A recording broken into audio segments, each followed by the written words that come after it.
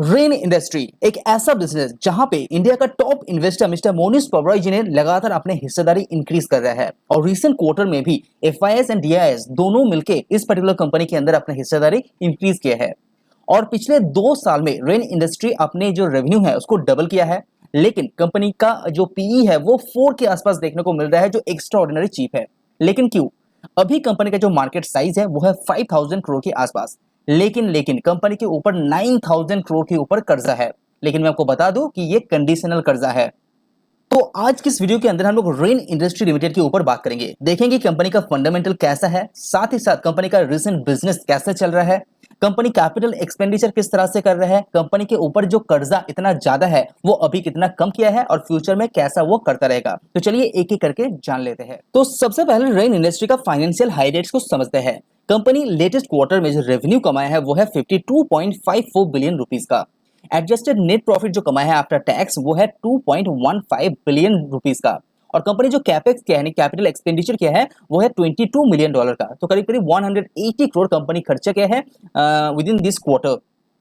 अगर कंपनी का business highlights देखते हैं तो रेन इंडस्ट्री के अंदर जो क्वार्टरली परफॉर्मेंस है वो लगातार स्लोली पुराने दिन की तरह आ रहा है, जहां पे कंपनी का मार्जिन अच्छा खासा चार्ज कर पाता था। साथ ही कंपनी का एडवांस मटेरियल्स यहां पे थोड़ा सा इंप्रूव कर रहा है धीरे धीरे, जहां पे जो एनर्जी का प्राइस है वो थोड़ा सा सॉफ्टन हो रहा है। सीमेंट का सेगमेंट अभी थोड़ा सा दिक्कत में है, क्योंकि कंपनी का कुछ पर्टिकुलर प्रोडक्ट खरीदने में थोड़ा सा ज्यादा पैसा पे करना पड़ रहा है।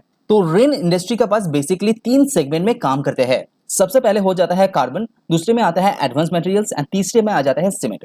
सबसे जो मेजर रेवेन्यू कमाता है कंपनी वो है कार्बन सेगमेंट के अंदर।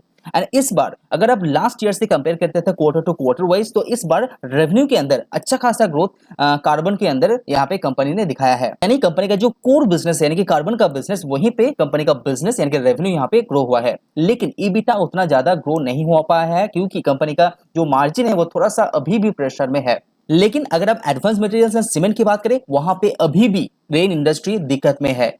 एडवांस मटेरियल्स के अंदर कंपनी का जो वॉल्यूम है वो यहाँ पे गिर गया है, साथ ही साथ कंपनी का प्रोडक्शन भी यहाँ पे डिक्रीज किया है। सीमेंट का साथ भी ऐसा ही हुआ है। अगर आप कार्बन को बिजनेस को यहाँ पे ब्रेकआउट करते हैं तो 3 सेगमेंट में यहाँ पे देखने को मिलेगा, सीपीसी, सीटीपी एंड ओसीपी। अगर आप सीपीसी की बात करें तो यहाँ पे वॉल्यूम इंक्रीजनेस सबसे ज्यादा है।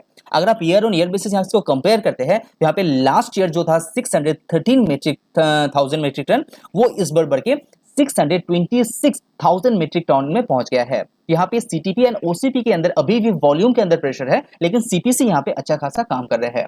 लेकिन वॉल्यूम डिक्रीज होने के बावजूद भी तीनों ही सेगमेंट के अंदर रेवेन्यू अच्छा खासा ग्रो किया है, क्योंकि जो प्रोडक्ट का प्राइस है वो यहाँ पे इंक्रीज हो गया था, जिसके चलते रेन इंडस्ट्री का जो कार्बन का बिजनेस है उसका रेवेन्यू वाइज यहाँ पे बहुत अच्छा किया है। उसके बाद बात करते हैं कंपनी का दूसरा इंपॉर्टेंट सेगमेंट यानी कि एडवांस मटेरियल्स। तो साथ ही मैं आपको बता दूं कि लेटेस्ट क्वार्टर के अंदर कंपनी का जो प्रोडक्शन है वो थोड़े दिन के लिए बंद था, क्योंकि कंपनी को कुछ काम करना था उस पर्टिकुलर फील्ड के अंदर। इसी के कारण कंपनी का वॉल्यूम यहाँ पे अच्छा खासा डिक्रीज हुआ है। तो यहाँ पे डिमांड अच्छा खासा है, लेकिन यहाँ पे वॉल्यूम के अंदर डिक्रीज होने का मेन कारण है कंपनी का प्रोडक्शन यहाँ पे थोड़ा दिन के लिए बंद था। तो यहाँ पे लास्ट ईयर से कंपेयर करते हैं तो 83,000 मीट्रिक टन से गिर के ये 61 में आ चुका है। तो हर एक सेगमेंट के अंदर कंपनी का वॉल्यूम डिक्रीज हुआ है, साथ ही साथ रेवेन्यू के अंदर भी ये अमाउंट थोड़ा सा डिक्रीज है। अगर आपको ये वीडियो पसंद आए तो चैनल को सब्सक्राइब प्लीज कीजिए। साथ ही कंपनी का जो एरोमेटिक केमिकल का बिजनेस है वहां पे भी वॉल्यूम के अंदर डिक्रीजनेस दिखाई दे चुके हैं, और टेम्पररी शटडाउन ऑफ फैसिलिटीज के कारण यहाँ पे भी थोड़ा सा दिक्कत रेन इंडस्ट्री को अभी फेस करना पड़ रहा है। अगर रेन इंडस्ट्री का तीसरा सेगमेंट यानी कि सीमेंट का बिजनेस की बात करें तो यहाँ पे ज्यादा कंट्रीब्यूशन नहीं करते हैं, तो उतना मेजर चंक यहाँ पे नहीं है, लेकिन उसके बावजूद भी सीमेंट का बिजनेस कंपनी का लगातार यहाँ पे ग्रो हो रहा है। लेकिन इस क्वार्टर में वो ग्रोथनेस आपको देखने को नहीं मिल रहा है, क्योंकि पिछले 8 या 10 क्वार्टर उठा के देख लीजिए सीमेंट का बिजनेस लगातार ग्रो हो रहा था। लेकिन इस क्वार्टर में रेन इंडस्ट्री ने 787,000 मेट्रिक टन का वॉल्यूम यहाँ पे सेल किया है, जो लास्ट ईयर था 798। उसी के साथ कंपनी का रेवेन्यू के अंदर भी यहाँ पे प्रेशर देखने को मिल रहा है, जो 3.85 था वो इस बार 3.77 बिलियन रुपीस में आया है। तो बेसिकली सीमेंट बिजनेस के अंदर 2% का वॉल्यूम डिक्लाइन आपको देखने को मिल रहा है, एंड ईबिटा का भी डिक्रीजनेस आपको यहाँ पे देखने को मिल रहा है। और साथ ही कंपनी का एनर्जी कॉस्ट हाई होने के कारण ये वॉल्यूम के अंदर प्रेशर कंपनी यहाँ पे फेस कर रहा है।